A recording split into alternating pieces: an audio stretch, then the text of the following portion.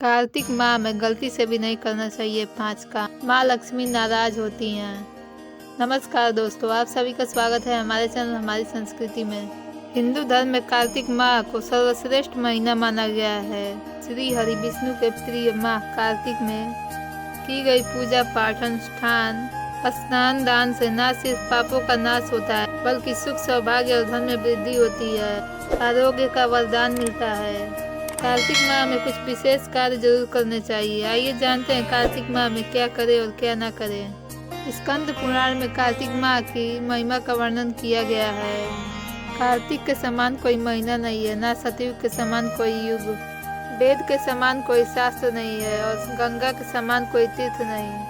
चलिए अब जान लेते हैं कार्तिक माह में क्या करना चाहिए। कार्तिक के पूरे माह ब्रह्म मुहूर्त में पवित्र नदी में स्नान करने का विधान है। कहते हैं कि इस महीने में श्री हरि जल में निवास करते हैं। नदी में स्नान ना कर सकते हैं तो घर में नहाने के जल में पवित्र नदियों का जल मिलाकर स्नान करें। कार्तिक का महीना भगवान विष्णु को बहुत प्रिय है। ऐसे में पूरे महीने संध्या काल में तुलसी को घी का दीपक अर्पित करना चाहिए। इससे सौभाग्य में वृद्धि होती है। कार्तिक मास में भगवान विष्णु के स्वरूप माने गए भगवान शालिग्राम की पूजा करनी चाहिए। साथ ही प्रतिदिन गीता का पाठ करें। कहते हैं कि इससे माँ लक्ष्मी बेहद प्रसन्न होती हैं और साधक को धन प्राप्त होता है। इससे पुण्य प्राप्त होगा और पाप कर्मों से मुक्ति मिलेगी।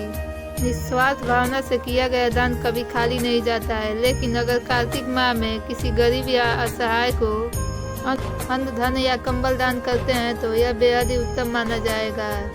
कार्तिक के महीने में दीप दान का विशेष महत्व है। मंदिर, नदी, तीर्थ स्थान या घर में दीप प्रज्वलित करें। कहते हैं कि इससे उज्जवल भविष्य की कामना पूर्ण होती है। चलिए अब जान लेते हैं कार्तिक माह में क्या नहीं करना चाहिए। कार्तिक माह में ब्रह्मचर्य का पालन करें, साथ ही अपनी इंद्रियों पर संयम रखें।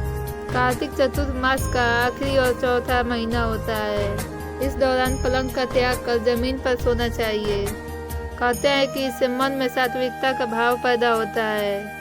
साथ ही कार्तिक माह में तामसिक भोजन गलती से भी ना खाएं। प्याज, लहसुन और मांसाहार का सेवन ना करें। कहते हैं कि इससे माँ लक्ष्मी नाराज हो जाती हैं और घर में देवी लक्ष्मी का वास नहीं होता है। धन्यवाद।